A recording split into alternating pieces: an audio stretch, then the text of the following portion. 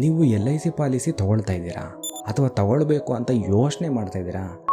Stop ಮಾಡಿ. ಈ video ನೋಡಿದ ನಂತರ ನಿಮ್ಮ ನಿರ್ಧಾರ ಬದಲಾಗ್ಬೋದು. LIC ವರ್ಸಸ್ ಟರ್ಮ್ ಇನ್ಶೂರೆನ್ಸು ಯಾವುದು ನಿಮಗೆ ನಿಜವಾಗ್ಲೂ ಬೆಸ್ಟು? ಇವತ್ತು ಕಂಪ್ಲೀಟ್ ಕಂಪ್ಯಾರಿಸನ್ ಮಾಡೋಣ. ನೀವು ಇನ್ನೂ ಸಬ್ಸ್ಕ್ರೈಬ್ ಮಾಡಿಲ್ವಾ? ಈಗಲೇ ಸಬ್ಸ್ಕ್ರೈಬ್ ಮಾಡಿ. ಒಳ್ಳೊಳ್ಳೆ ಕಂಟೆಂಟು ಮಿಸ್ ಆಗೋ ಚಾನ್ಸ್ ಇರುತ್ತೆ. ಹಾಗಿದ್ರೆ LIC ಅಂದರೆ ಏನು? LIC ಅಂದರೆ life insurance corporation of India. ಇದು ಗೌರ್ಮೆಂಟ್ ಕಂಪನಿ. 1956ರಿಂದನೂ ಇದೆ. LICನಲ್ಲಿ ಮೇಯ್ನ್ಲಿ 3 ಪ್ಲ್ಯಾನ್ಗಳಿದೆ.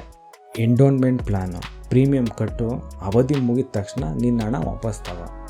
ಇನ್ನೊಂದು ಮನಿ ಬ್ಯಾಕ್ ಪ್ಲ್ಯಾನ್ ಅಂತ, ಒಂದಷ್ಟು ವರ್ಷ ಗಂಟ ಕಟ್ಟು, ಅದಾದಮೇಲೆ ನಿನಗೆ ಒಂದಷ್ಟು ಅಮೌಂಟ್ ಜೊತೆ ನೀನು ವಾಪಸ್ ಕೊಡ್ತೀನಿ. ಇನ್ನೊಂದು ಟರ್ಮ್ ಪ್ಲ್ಯಾನ್ ಅಂತೆ, ಪ್ಯೂರ್ ಪ್ರೊಟೆಕ್ಷನ್ಗೆ LICನಲ್ಲೂ ಕೂಡ ಇದೆ. ಸಮಸ್ಯೆ ಏನಂದರೆ ಹೆಚ್ಚಿನ ಜನ ಎಂಡೋನ್ಮೆಂಟ್ ಪ್ಲ್ಯಾನ್ ತೊಗೊಳ್ತಾರೆ. ಅದು ನಿಜವಾಗ್ಲೂ ಒಳ್ಳೆಯದಾ? ನಿಜವಾಗ್ಲೂ ಬೆನಿಫಿಟ್ ಆಗ್ತಾ ಇದೆಯಾ? ಅದ್ರ ಬಗ್ಗೆ ತಿಳ್ಕೊಳ್ಳೋಕ್ಕಿಂತ ಮುಂಚೆ ಟರ್ಮ್ ಇನ್ಶೂರೆನ್ಸ್ ಅಂದರೆ ಏನು, ಅದ್ರ ಬಗ್ಗೆ ಅದರಲ್ಲಿ ಏನು ಬೆನಿಫಿಟ್ ಇದೆ, ಅದ್ರ ಬಗ್ಗೆ ಕಂಪ್ಲೀಟ್ ಡೀಟೇಲ್ ತಿಳ್ಕೊಳ್ಳೋಣ. Term insurance pure life cover ಆಗೋಂಥದ್ದು. ನೀವು ಬದುಕಿದ್ದಾಗ ಹಣ ವಾಪಸ್ ಬರೋದೇ ಇಲ್ಲ. ನೀವೇನೋ ಅಕಸ್ಮಾತ್ ತೀರ್ಕೊಂಡ್ರೆ ನಿಮ್ಮ ಫ್ಯಾಮಿಲಿಗೆ 1 ಕೋಟಿ ಸಿಗ್ಬೋದು. 1 ಕೋಟಿ ಸಿಗುತ್ತೆ. ಇದರ ಬ್ಯೂಟಿ ಏನಪ್ಪ ಅಂದರೆ ಕಡಿಮೆ ಪ್ರೀಮಿಯಮ್ನಲ್ಲಿ ಮ್ಯಾಕ್ಸಿಮಮ್ ಪ್ರೊಟೆಕ್ಷನ್ ಸಿಗುತ್ತೆ.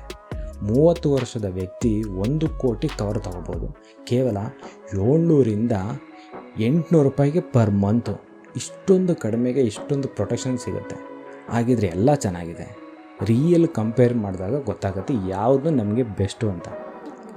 LIC ಮತ್ತು ಟರ್ಮು ಪ್ರೀಮಿಯಮ್ ಎಷ್ಟೆಷ್ಟು ಕಟ್ಟಿಸ್ಕೊಳ್ತಾರೆ? LICನಲ್ಲಿ ಪರ್ ಇಯರು 50,000 ಕಟ್ಟಿಸ್ಕೊಳ್ತಾರೆ. ಸರಿಯಾಗಿ ನೆನ್ಪಿಟ್ಕೊಳ್ಳಿ.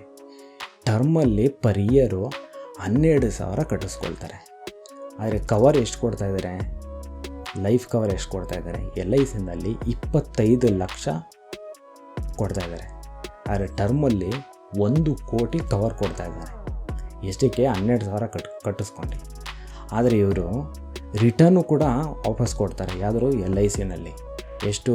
4ರಿಂದ 6% ಇವರು ರಿಟರ್ನು ಕೂಡ ತಕ್ಕೊಂಡು ನಮಗೆ ಮೆಚುರಿಟಿ ಆದಮೇಲೆ ಹಣನೂ ವಾಪಸ್ ಕೊಡ್ತಾರೆ. ಆದರೆ ಟರ್ಮಲ್ಲಿ ಇವರು ರಿಟರ್ನು ಕೊಡಲ್ಲ, ಮೆಚುರಿಟಿ ಆದಮೇಲೆ ನಿಮಗೆ ಹಣನೂ ವಾಪಸ್ ಕೊಡಲ್ಲ. ಇವೆರಡು ನಿಮಗೆ ಅಕ್ಕಪಕ್ಕ ಇಟ್ಟಾಗ ನಿಮ್ಗೆ ಗೊತ್ತಾಯಿತು ಯಾವುದು ಬೆಸ್ಟು ಯಾವುದು ವರ್ಸ್ಟು ಅಂತ. ನೀವೇ ಹೇಳಿ, 50,000 ನೀವು ಕಟ್ಟಿ 25 ಲಕ್ಷ ಕವರ್ ನೀವು ತಗೊಳ್ತೀರಾ?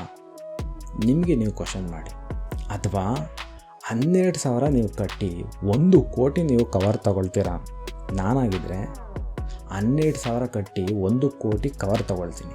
ಉಳಿದ 38,000 ಏನು ಮಾಡ್ಬೋದು? ಮ್ಯೂಚುವಲ್ ಫಂಡ್ನಲ್ಲಿ ಇನ್ವೆಸ್ಟ್ ಮಾಡ್ತೀನಿ. 20 ವರ್ಷಕ್ಕೆ 50ರಿಂದ 60 ಲಕ್ಷ ಆಗುತ್ತೆ. ಹಾಗಿದ್ರೆ LIC ತಪ್ಪಾ? LIC ಕೆಟ್ಟದಾ? LIC ತಪ್ಪಲ್ಲ. LIC ಒಳ್ಳೆ ಕಂಪ್ನಿನೇ. ಆದರೆ ಪ್ರಾಡಕ್ಟ್ ಚಾಯ್ಸ್ ತಪ್ಪಾಗಿದೆ. LICನಲ್ಲಿ ಟರ್ಮ್ ಪ್ಲಾನ್ ಕೂಡ ತಗೊಳ್ಬೋದು ನಾವು. ಪ್ರಾಬ್ಲಮ್ ಏನು ಗೊತ್ತಾ? ಎಂಡೋನ್ಮೆಂಟ್ ಪ್ಲಾನ್ ಮತ್ತು ಮನಿ ಬ್ಯಾಕ್ ಪ್ಲಾನು ರಿಟರ್ನು ಕೂಡ ಕಮ್ಮಿ, ಕವರು ಕೂಡ ಕಮ್ಮಿ ಇರುತ್ತೆ. ನಿಮ್ಮ ಏಜೆಂಟ್ ಯಾವಾಗಲೂ ಎಂಡೋನ್ಮೆಂಟ್ ಪ್ಲಾನ್ ಯಾವಾಗಲೂ ರೆಕಮೆಂಡ್ ಮಾಡ್ತಾರೆ. ಯಾಕೆ? ಕಮಿಷನ್ ಅದರಲ್ಲಿ ತುಂಬ ಹೆಚ್ಚಿರುತ್ತೆ.